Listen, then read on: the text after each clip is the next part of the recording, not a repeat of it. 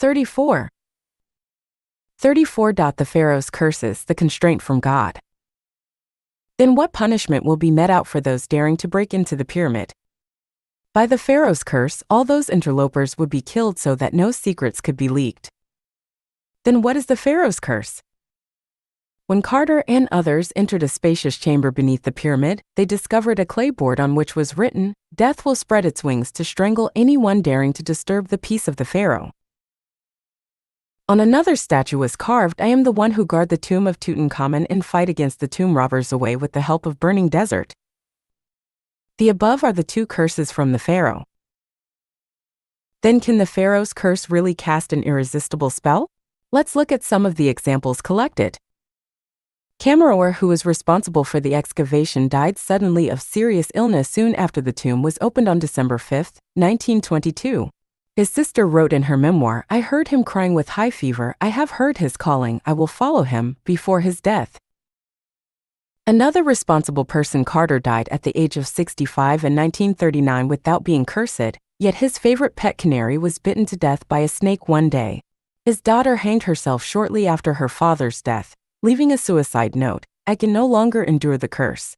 In addition, one of Carter's assistants died suddenly of pulmonary disease 3 years after the excavation. Another assistant died suddenly at the age of 45 in 1929. The British investor of the excavation project, Cannabon, died miserably of an insect bite within half a year after the completion of the project. At the time, the nurse attending him heard him crying before his death, "I am over, because I have already heard the calling." Later, the nurse also died inexplicably. 6 months after his death, his half-brother Captain Hebert committed suicide because of schizophrenia. In 1939, his mother-in-law also died suddenly, said to be of an insect bite too. The American railway magnate Grutter died suddenly of plague shortly after visiting the mausoleum. The zillionaire of South Africa, Theo, drowned himself unexpectedly shortly after he returned to the yacht from the visit of the gold mask of Tutankhamun on the excavation site of the tomb.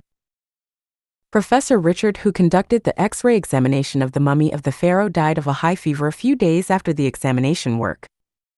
Curator of Cairo Museum Mechelin died barely 4 weeks after he claimed that he did not believe in curses. The doctor confirmed that he died of a heart attack.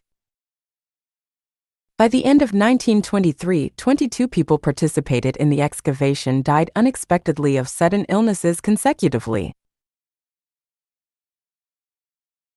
In 1971, the archaeologist Emery died shortly after being attacked by total paralysis on his unsuccessful trip to search for the ancient tombs 30 kilometers south of Cairo.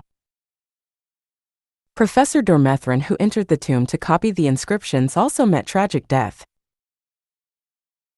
The culture relic administrator of the Egyptian government was injured by an automobile and died in hospital 3 days later because he had agreed to have Tutankhamun's mementos exhibit in Paris outside Egypt too. His daughter was also killed in a traffic accident. Dr. Miohiris, preparing Egyptian antique exhibition, died suddenly at home 1 week after he signed the exhibition agreement. The 2 pilots died successively of heart attack shortly after airlifting Tutankhamun's mementos. When the gold mask was on display in America, San Francisco, a police officer was suddenly hospitalized because of heart attack. When asked the reason, he said, "It seems that something behind the mask was exerting a force that makes one tremble with fear when standing in front of it." Mr. Moser, who had helped push over a major wall, contracted a disease analogous to nerve disorder and died. The people who died successively also include Reed, who conducted the first X-ray examination of the pharaoh's body, and the American zillionaire Wolf.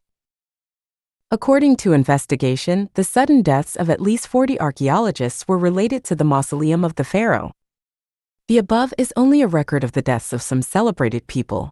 How about other anonymous participants? Many must have died unknowingly. But because of anonymity, no one would bother to explore the reason of death.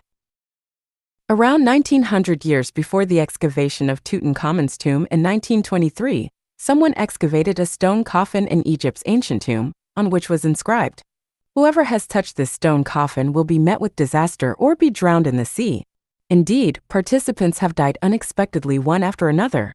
Later, the stone coffin was bought by an American zillionaire and was taken abroad, Titanic, bound for America in March 1912. It never occurred to people that Titanic collided on the sea unexpectedly with an iceberg appearing out of nowhere and the stone coffin was swallowed along with the large ship. The above is a collection of materials concerning the deaths of personnel related to Egypt's tombs. Please use your own discretion as to the truth of the materials. If you don't believe them, you may well try out the results by going to embrace the gold mask of Tutankhamun or personally visit the ancient mausoleum. Since the pyramid is the womb for the birth of mankind, filled with unlimited mysteries, which once discovered by man, will have a direct bearing on the question of whether man should continue to exist on Earth. Just like the modern cloning technology, the mass reproduction of man will pose a direct threat to the balance of various space life forms and destroy the transmigration order of life. Man should be kept from taking such risks. If the dogs we keep in our homes gradually acquire the wisdom of man, then shall we continue to keep them or dispose of them? If a curious person wants to pry into the top secrets of the Defense Ministry, we will first adopt protective measures like guards and electronic protection. But what shall we do if he has already gained access to the confidential chamber? Shall we watch helplessly and let him expose the top secrets? Prying into others' secrets is an extremely dangerous act, and a stupid behavior that asks for unnecessary troubles. The secret priors may suffer the punishments corresponding to the levels of the secrets, like intimidation, tongue-cutting, exoculation, imprisonment, and killing. Let's behave in an honest manner and keep ourselves from being misled by curiosity to death. All mystery will ultimately be revealed. But it takes time to do so. Now it is not time yet for people to pry into such secrets. When opportunity strikes, certainly someone will explain the secrets. Anyone who is proficient in cloning technology, I'd better keep quiet here. Just think it over. Well, that's all for my talk about the pyramid and the pharaoh's curses. Can we sense the existence of the greatest creator from these mysterious phenomena?